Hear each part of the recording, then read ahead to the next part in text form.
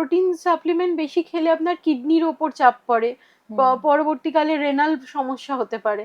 সুতরাং নর্মাল মানে সবকিছু খান, কিন্তু অল্প পরিমাণে, আপনার একটা মানে ক্যালকুলেটেড পরিমাণে খান। এবং ওই যেটা বললাম, আজকে মিষ্টি খেতে ইচ্ছে হলো একটা খেলাম, কিন্তু সন্ধেবেলা যেটা খাওয়ার কথা ছিল সেটা নয় নাই বা খেলাম, বা ভাতটা খেলাম না, তার বদলে মিষ্টিটা খেলাম। এবার এই কষ্টগুলো তাদেরকেই করতে হয় যাদের ফ্যামিলি হিস্ট্রি আছে।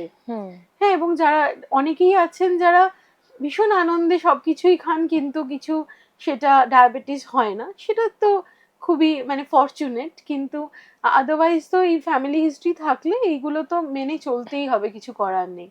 আর মানে টিনেজারদের ওটাই বলবো যে প্রথম থেকেই সেডেন্টারি লাইফস্টাইল না করে কিছু সময় হাঁটাহাঁটি করা, সুইমিং করা, কোনো একটা ফিজিক্যাল এক্সারসাইজে বাবা মায়েরাও যাতে শুরু থেকে তাদেরকে দেন।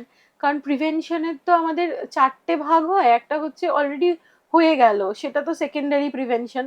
টার্সিয়ারি তো আরো পরে গেলামই না, মানে কোনো কমপ্লিকেশন।